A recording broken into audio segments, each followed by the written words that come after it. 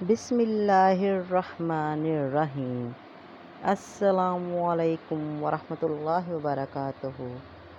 S T روحانی وظائف میں آپ سب کو خوش آمدید ہے۔ امید کرتی ہوں آپ سب خیر خیریت سے ہوں گے اور اللہ تعالیٰ سے یہی دعا ہے کہ اللہ تعالیٰ آپ کو ہمیشہ ہر پل ہر دم اپنے حفظ و امان میں رکھے، اپنی سلامتی میں رکھے، آمین ثم آمین۔ آج جو میں وظیفہ لے کر آپ کی خدمت میں حاضر ہوئی ہوں وہ سورہ محمد کا وظیفہ ہے۔ یہ قرآن مجید کی بہت ہی خوبصورت اور پیاری صورت ہے۔ یہ صورت بڑی بابرکت صورت ہے۔ تو ویڈیو کا باقاعدہ آغاز کرنے سے پہلے میں ان سب لوگوں کا بہت بہت شکریہ ادا کرتی ہوں جن لوگوں نے میرے اس چینل کو سبسکرائب کیا، لائک کیا اور اسے شیئر بھی کیا اور اپنے اچھے کمنٹ سے بھی نوازا۔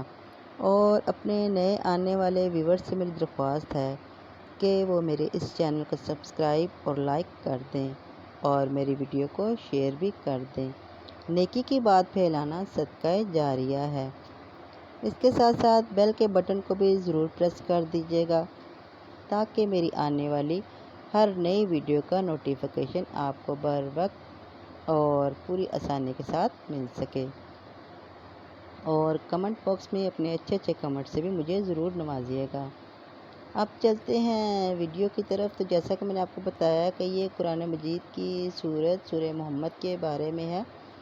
یہ سورت جو ہے بہت ہی بابرکت ہے اور بڑی بابرکت ہے کیونکہ یہ حضور صلی اللہ علیہ وسلم کے نام کی طرف منسوب ہے۔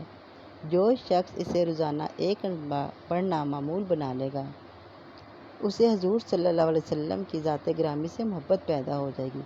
کتنی اچھی بات ہے کہ اس سورت کو سورہ محمد کو ایک بار پڑھنے سے حضور پاک صلی اللہ علیہ وسلم کی ذات سے آپ کو محبت ہو جائے گی، اور جب حضور پاک سے کسی کو محبت ہو جائے پھر باقی کسی محبت کی ضرورت نہیں رہتی، بس انسان کو اللہ اور اس کی محبت چاہیے ہوتی ہے، کیونکہ یہ حضور صلی اللہ علیہ وسلم کی محبت اصل دین ہے۔ اور جسے حضور صلی اللہ علیہ وسلم کی محبت حاصل ہو جائے وہ سمجھے کہ اسے دنیا کی بڑی سعادت حاصل ہوگی ہے۔ یہ بڑی سعادت کی بات ہے اور یہ سعادت ہر کسی کو نصیب نہیں ہوتی۔ یہ سعادت بس اللہ کے خاص بندے ہوتے ہیں جن کو نصیب ہوتی ہے، جن کو حاصل ہوتی ہے۔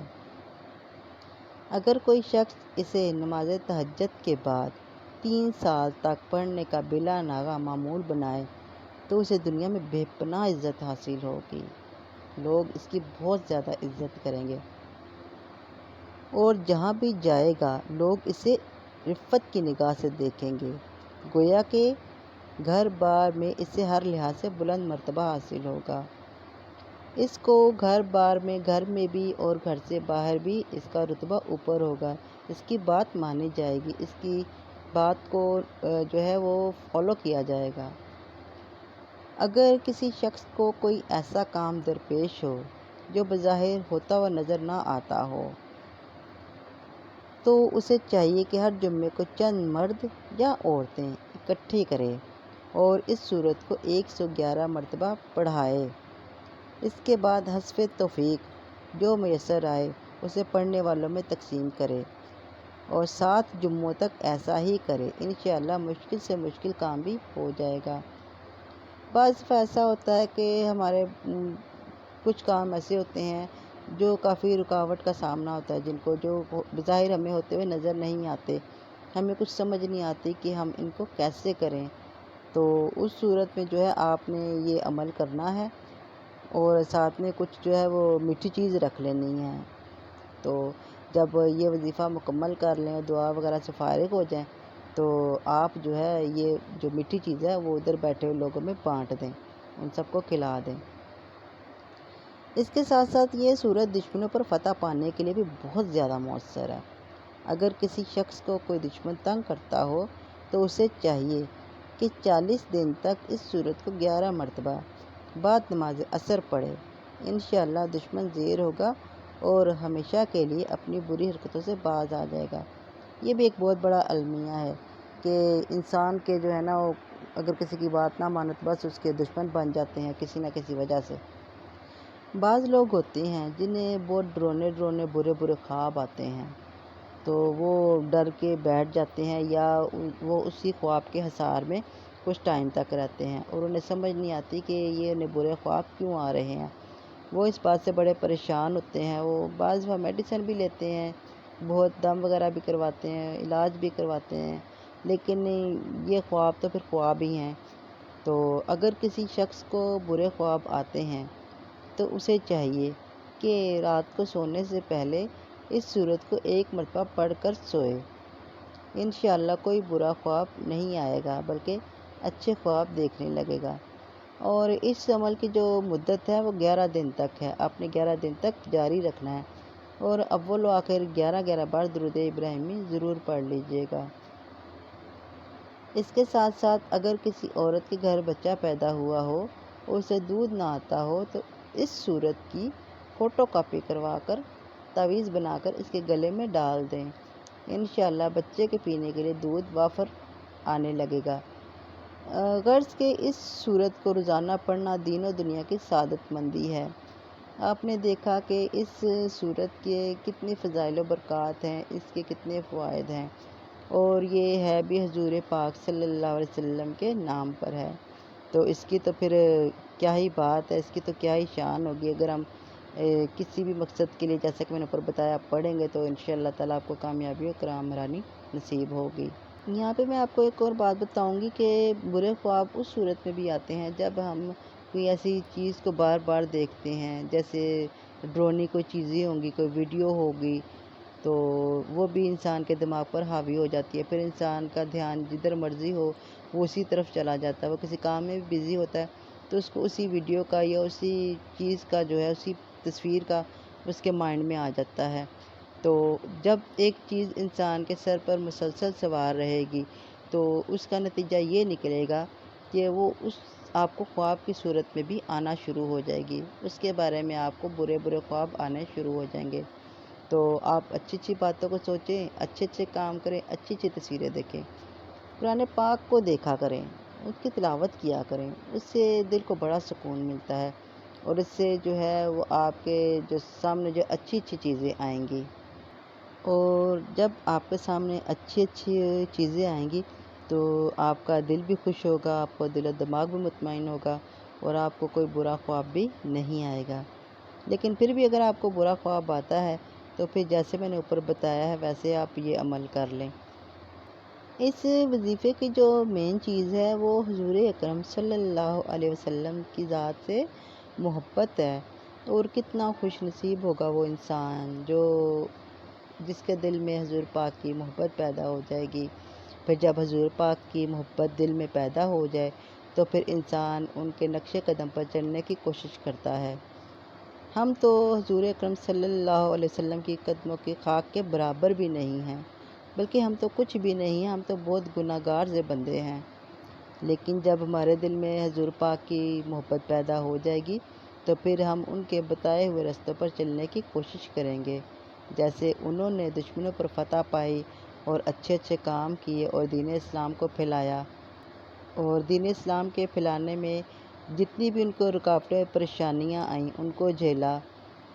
جس طرح سے حضور اکرم صلی اللہ علیہ وسلم نے صبر کا مظاہرہ کیا، اس طرح ہمارے اندر بھی صبر آ جائے گا اور اس سے اللہ تعالیٰ بھی خوش اور راضی ہوگا، اور ہم نے اللہ تعالیٰ کو خوش اور راضی کرنا ہے، کیونکہ انسان کو خوش اور راضی کرنا بڑا مشکل ہے۔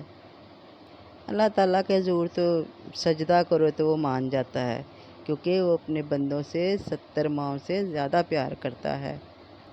اسی لیے اگر کوئی شخص لاکھ گناہ گار ہی صحیح ساری زندگی اس کی گناہوں میں گزر بھی جائے تو ایک بار وہ سچے دل سے توبہ کرتا ہے، وہ پیارا رب و رب العزت وہ پاک ذات اس کی توبہ کو قبول فرما لیتا ہے اور اس کے تمام گناہوں کو بخش دیتا ہے۔ تو پھر یہ عمل کریں، سورہ محمد کو پڑھیں اور حضور پاک کی ذات گرامی سے محبت اپنے دل میں پیدا کریں، اور پھر اپنی زندگی کو بدلتا ہوا دیکھیں، اپنی زندگی میں معجزات اور کرشمات ہوتے ہوئے دیکھیں۔ آپ خود حیران رہ جائیں گے کہ یہ آپ کے ساتھ کیا ہو رہا ہے، انتہائی خوشگوار فیلنگز آپ کو ہوں گی۔ تو اب چلتے ہیں وظیفے کی ترتیب کی طرف، اور میں آپ کو بتاتی ہوں کہ آپ نے یہ وظیفہ کیسے، کب اور کس طرح کرنا ہے۔ تو آپ نے یہ وظیفہ کسی بھی وقت کر لینا ہے، فجر کے وقت، ظہر کے، عصر، مغرب یا عشاء کے وقت۔ آپ کو جو بھی آپ جس میں فری ہوتے ہیں، آپ ایزی ہوتے ہیں، آپ اس ٹائم یہ وظیفہ کر سکتے ہیں۔ آپ ان پانچوں نمازوں کے بعد جو ہے آپ تہجد میں بھی کر سکتے ہیں یہ وظیفہ۔ جو کوئی شخص تہجد کی نماز پڑھتا ہے تو تہجد کی نماز کے بعد بھی یہ عمل کر سکتا ہے، اور یہ سب سے بیسٹ طریقہ ہے، کیونکہ تہجد کی نماز اللہ تعالیٰ کی بہت ہی لاڈلی پیاری نماز ہے۔ تو آپ نے کسی بھی نماز کے بعد اس کو اول و آخر 7 بار درود ابراہیمی کے ساتھ سورہ محمد کو ایک بار پڑھنے کا معمول بنا لینا ہے۔ اسے روزانہ پڑھنا ہے۔ جب آپ کچھ ٹائم تک اس سورت کو پڑھیں گے تو آپ اپنے دل کے اندر ایک عجیب سی جو ہے وہ کیفیت کو محسوس کریں گے۔ جب آپ کا دل و دماغ حضور پاک صلی اللہ علیہ وسلم کی طرف کھینچا چلا جائے تو آپ سمجھ لیں کہ آپ کے دل میں حضور اکرم صلی اللہ علیہ وسلم کی ذات گرامی سے محبت پیدا ہونا شروع ہو گئی ہے۔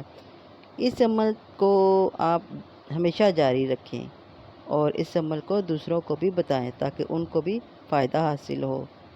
خاص کر ایسے لوگوں کو جو بری عادات میں پھنس جاتے ہیں تو ان سے نکل نہیں پاتے، تو اس طرح سے یہ ہوگا کہ جب وہ سورت یہ پڑھنے کا معمول بنائیں گے تو اس سے بھی ان کو اس سے نجات مل جائے گی۔